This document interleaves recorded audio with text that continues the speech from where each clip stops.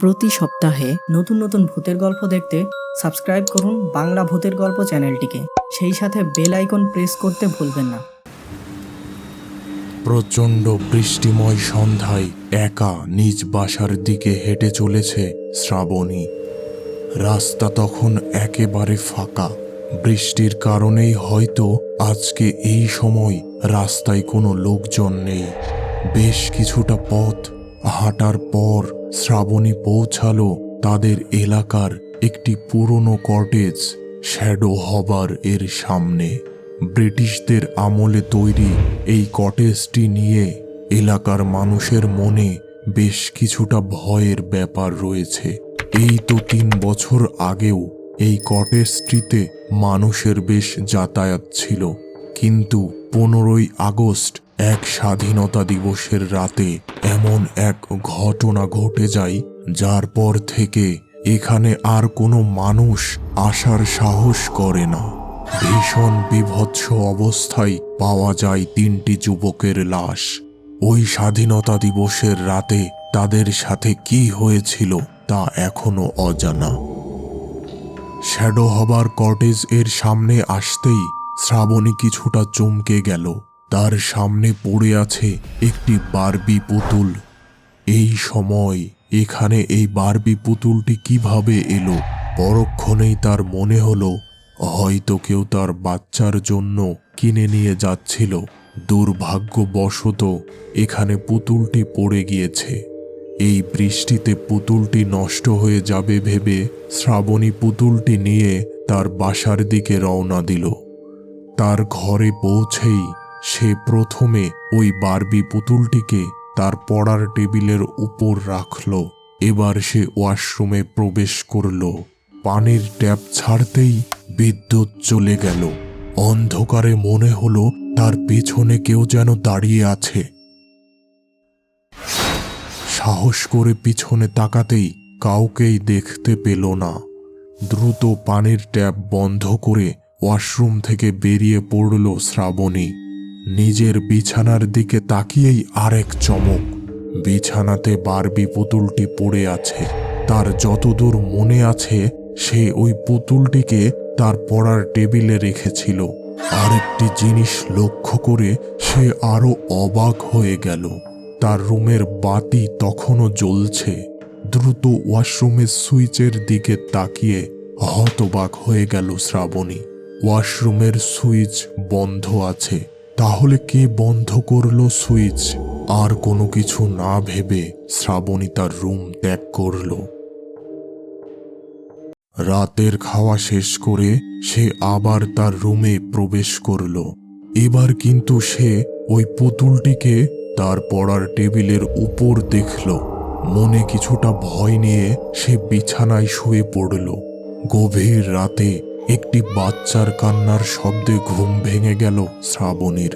চোখ খুলতেই তার মনে হলো ঘরের মধ্যে কোনো ছোট বাচ্চা যেন হাঁটাহাঁটি করছে এবং ওই দিক থেকেই কান্নার শব্দ ভেসে আসছে। হঠাৎ কি একটা বস্তু যেন শ্রাবণীর বুকে চেপে বসল। ভীষণ ভয়ে চিৎকার করে উঠল শ্রাবণী। মেয়ের চিৎকার শুনে দ্রুত পাশের রুম থেকে শ্রাবণীর বাবা ও মা ছুটে আসলো শ্রাবণীর রুমে। কিন্তু তারা যে দৃশ্য দেখল তা দেখে শ্রাবণীর মায়ের মুখ থেকে বেরিয়ে এলো এক ভয়ার্ত আর্তনাদ এবং সেই সাথে তিনি সেখানেই অজ্ঞান হয়ে পড়ে গেলেন। শ্রাবণী তার বিছানার উপর ঠিক উল্টো হয়ে হাত পা মেলিয়ে বসে আছে এবং তার চেহারা দেখে তাকে কোনোভাবেই চেনার উপায় নেই।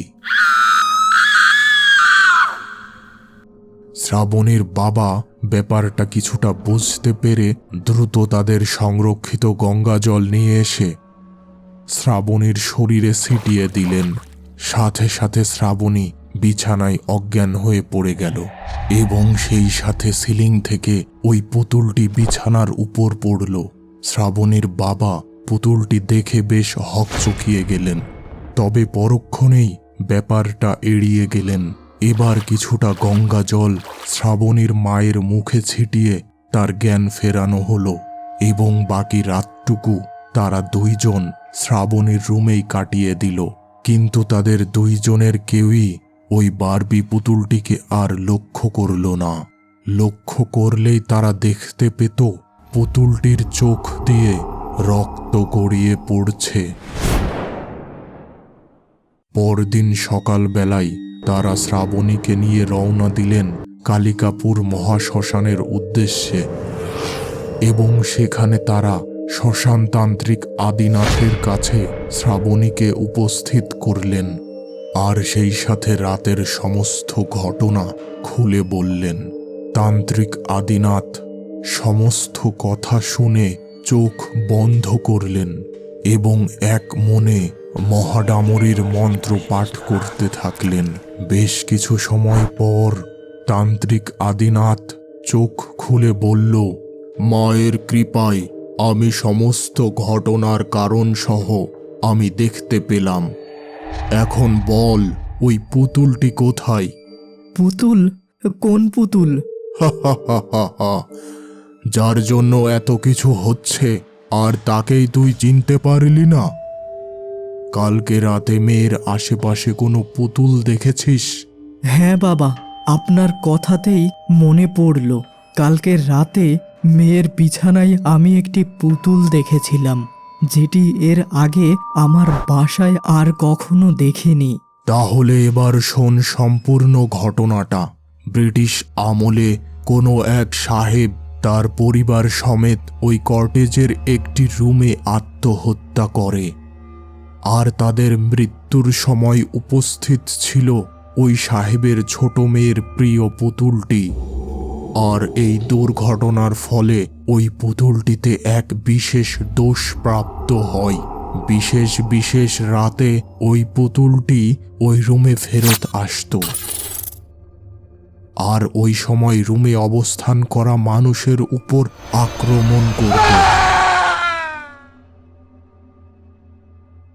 ব্রিটিশরা অনেক চেষ্টা করেও কোনো সমাধান না পেয়ে রুমটি একেবারে আটকে দেয়। এবারের ঘটনাটা খুব কাছের সময়ের, প্রায় 3 বছর আগে। 3 জন যুবক কোনো না কোনোভাবে শ্যাডো হবার কটেজের ভুতুড়ে পুতুলের কথা জানতে পারে। বিশেষ কৌতূহল বশত তারা 15ই আগস্টের দিন ওই কটেজের একটি রুম ভাড়া করে। রাত ঠিক 1টার দিকে তারা 3 জন চুপি চুপি ওই ভুতুড়ে পুতুলের রুমে প্রবেশ করে। টর্চের আলোতে তারা রুমের ভিতরের সব কিছু দেখে নেয়। ঘরটিতে জিনিসপত্র তেমন কিছুই ছিল না ও সেই সাথে কোথাও কোনো পুতুলও ছিল না। এবার তারা ওই ঘরের এক দেয়ালের পাশে একটি বারবি পুতুল রাখল এবং এর সামনে একটি মোমবাতি জ্বালিয়ে রাখল। এবার তারা মেঝেতে একটি ওইজা বোর্ড রেখে এর 3 পাশে বসল। এদের মধ্যে অজিত নামের ছেলেটি চোখ বন্ধ করে ওই ঘরে মারা যাওয়া মানুষের আত্মাদের আহ্বান শুরু করল।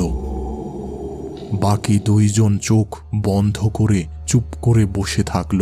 বেশ কিছু সময় পর একটি বাচ্চার কান্নার শব্দে ওই 2 জন চোখ খুলল এবং সামনে দেখল অজিত অজ্ঞান হয়ে পড়ে আছে। এদিকে পুতুলটিও এক পাশে পড়ে আছে, কিন্তু একই পুতুলটির চারিপাশ মেঝেতে রক্তে ভেজা। ভালো করে অজিতের দিকে খেয়াল করতেই বোঝা গেল অজিতের শরীর থেকেই ওই রক্তের সৃষ্টি। কি ব্যাপার হয়েছে তা কিছুটা আঁচ করতে পেরেই ওই 2 জন সেখান থেকে দৌড় দিল, কিন্তু কিছুতেই ঘরের দরজা খুলতে পারল না। তারা লক্ষ্য করল তাদের পিছনে কারা যেন এসে দাঁড়িয়েছে। সকালে ওই 3 যুবকের লাশ উদ্ধার করে পুলিশ এবং কটেজটি একেবারে বন্ধ করে দেওয়া হয়। রাতে ওই পুতুলের উপর গঙ্গা জল ছেটানোর জন্য ওই অপশক্তির ক্ষমতা কিছুটা কমেছে। এখন তোর কাজ হলো বাড়িতে যেয়ে ওই পুতুলটি পুড়িয়ে ফেলা এবং ওই ছাই সংগ্রহ করে আমার এখানে নিয়ে আসবি। বাকি কাজ ওই ছাই পাওয়ার পরই হবে। এরপর দ্রুত শ্রাবণীর বাবা বাসায় যেয়ে ওই বারবি পুতুলটি পুড়িয়ে ফেলে আর তার ছাই নিয়ে আবার চলে আসে তান্ত্রিক আদিনাথের কাছে। এবার আদিনাথ তার তন্ত্র শক্তি দিয়ে ওই পুতুলের অপশক্তিকে বন্দি করে ফেলে এবং ওই এলাকার সমস্ত মানুষকে ওই অপশক্তি সমৃদ্ধ বারবি পুতুল থেকে রক্ষা করে।